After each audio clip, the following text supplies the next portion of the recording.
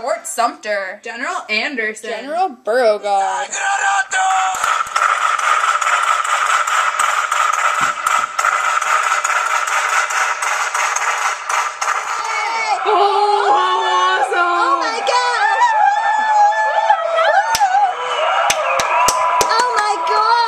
Oh, look at the people fighting! Oh, look, it's so amazing! It looks like an explosion!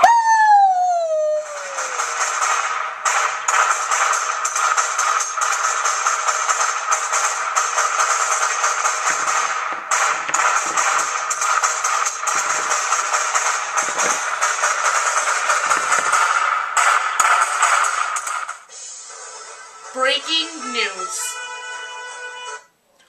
All of the country's tension has finally erupted today on April 12, 1861. General of the Confederate States of America, Pierre Gustave de Beauregard, has opened fire on the Union-held Fort Sumter. Now let's cut to our field reporter, Stephanie Zielinski, live at the battle scene. This is Stephanie Zielinski, reporting from Charleston Harbor, South Carolina, where the Confederacy has officially launched the first attack on the Union. At the time chosen by the Confederacy, a 10-inch mortar shell was fired from the Confederate fort, Fort Johnson, and it erupted over Fort Sumter. This is the official beginning of the war. Soon after, the first mortar and 43 Confederate guns and mortars opened fire in all directions. Near 7 a.m. this morning, General Anderson responded in kind with Captain Abner Doubleday, second in command, beginning the Union's first defense with a gunshot. It took more than 2 hours for the Union to return fire. All day, the Union has fired. However, there is a shortage of weaponry, and only 6 cannons have been in use. Back to you, Mary and Katie. Thanks, Stephanie, for the update. Major Robert Anderson of the Union is a commander of the Union but has pro-slavery views. He was assigned to Fort Sumter on November 15, 1860. He avoided war several times before, but unfortunately had no choice today after being bombarded by Beauregard's Confederate troops.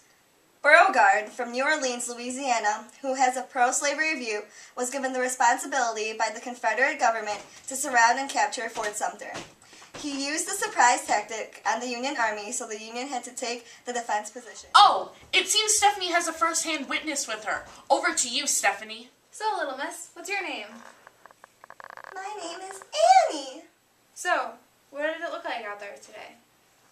It was scary. It was all explosions and bangs, and my ears hurt.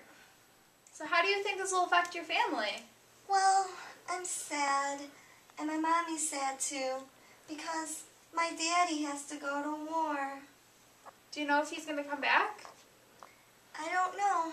Maybe not. So how do you think everything's going to end? Well, I don't know, but Mommy says it'll be all right. And whatever Mommy says is always true. All right, well, thanks, Annie. And guys, back to you. Thank you, Stephanie, for that fascinating first-hand account. Oh, it seems the President Lincoln has a message for us. President Lincoln, are you there?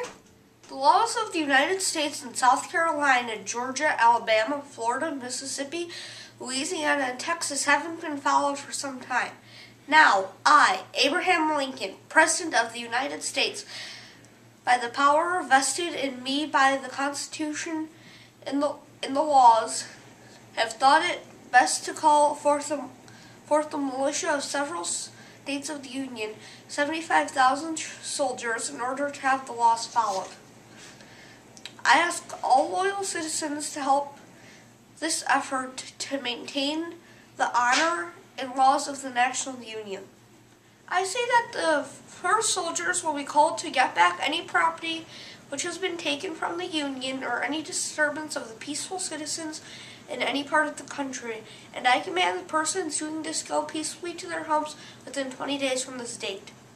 I do hereby say that the power vested in me by the Constitution, senators and representatives should meet at 12 noon on the 4th of July to consider what will keep the public safe. With witnesses, I have the seal of the United States to be attached. Done in the city of Washington, this 15th day of April, in the year of our Lord, 1861. This is Abraham Lincoln, the President.